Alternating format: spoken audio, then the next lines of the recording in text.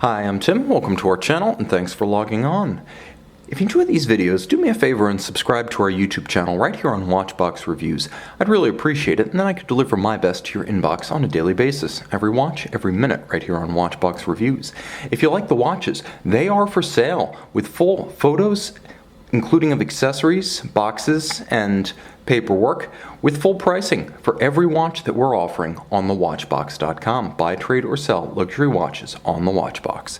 Today we're discussing the Zenith El Primero Chronomaster 45, a full-sized contemporary Zenith El Primero chronograph in stainless steel. You can see on my 16 centimeter circumference wrist, it has quite a stance and quite a presence. 45 millimeters is from 9 to 3, not including crown or chronograph pushers. It's a fairly thick watch, though not excessively so. 14.5 millimeters means you've got a fighting chance against a dress sleeve, but any jacket cuff will easily ride up and over the flat plane conical profile of the bezel. The watch is big, from lug to lug 53 millimeters, so think approximately the span of a 44 millimeter Panerai Luminor. In the Betterini case, that's 53.5, this is 53. If you can wear one, you can wear the other, so let that be your case reference. You'll also note that on my wrist, it really doesn't flare out beyond the end of my wrist, even though I often say 50 millimeters is best for a male wrist between 14 centimeters circumference and 16 and a half. I would wear this watch. It has a tight and short cropped set of lugs. As you can see, they scarcely project beyond the end of the case, and they are rather sharply downturned and shapely. Moreover, you can see that the strap is completely unimpeded in its motion, so you can pull it straight down around the tight curve of a smaller wrist. There really shouldn't be too many concerns with wearing this watch on a smaller wrist. It's more a matter of taste and style, whether you like larger or smaller. Now, if bigger is better, this might be as good as it gets in the Zenith catalog. A combination of a handsome watch and a corresponding strap tapered. You can see it is a dark brown matte finish, alligator leather on the top, monotone stitch, folded edge, and there's actually a rubber inlay on the bottom to extend the life of the leather by separating it from the heat, moisture, sweat, and grit of the wrist. It's also supple and exceptionally comfortable on the wrist. Full stainless steel deploying clasp, double deployant. You can see that the swing arm actually doubles as a spring for the twin trigger release system, so this one not friction fit, gives you two measures of security from the deployant clasp and then the security of the triggers that must be positively disengaged. Now the case is simple.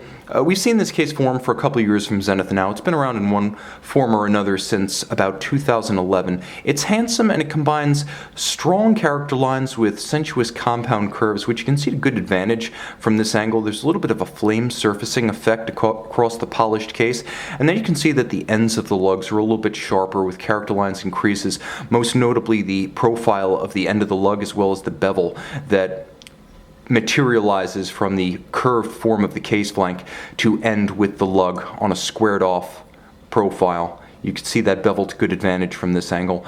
The pushers and the crown are traditional. Low profile crown with the Zenith star logo and a pump style set of pushers. Handsome, simple, easy to use. Now, the same could be said of the watch itself. Taking a look at the dial, it is a sunburst silver metallic at center with the characteristic tri-registers that we've known in one form or another from Zenith since about 1969 with the original A386. You'll also note that the dial is elaborately composed with polished and fully loomed appliques outboard over a blackened chronograph seconds and minutes track. There is a tachymeter scale far outboard that represents the outermost circumference of the dial, so it's really a set of concentric patterns terminating with the overlapping multicolored registers at center and the sunburst. There will be a loom shot at the end of the video, so stay tuned. You can see a counterweight featuring the Zenith star for chronograph seconds, and a nicely balanced dial. It features its date window at 6 o'clock where I happen to prefer them. Now the action on the chronograph is superb. It's a traditional Zenith El Primero, caliber 400, 31 joules, bidirectional automatic winding, 50-hour power reserve.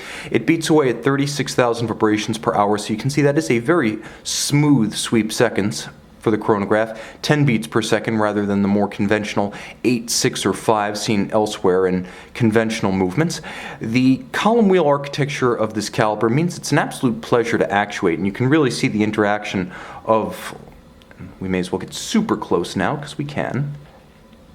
You can see the interaction of the column wheel with the levers and horns of the chronograph.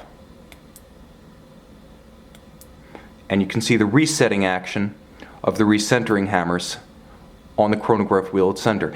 It's a handsome movement, principally machine finished, but Zenith does a great job of designing the finish so that the machine applications wind up looking warm, humane, attractive, and old school rather than mechanical or industrial.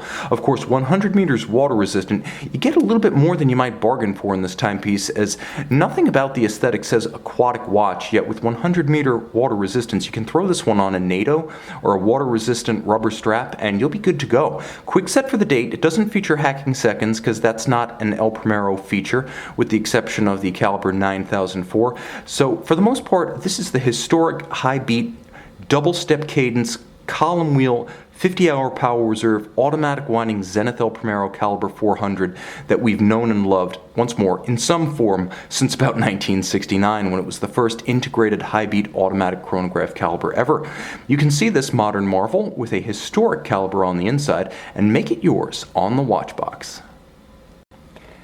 And I'm back with the Zenith El Primero Chronomaster 45 millimeters with the classical tritone registers.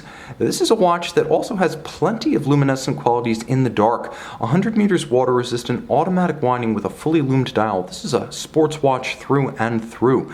Despite its versatile style by light of day, you can see it by light of day with boxes, papers, and accessories on the watch box.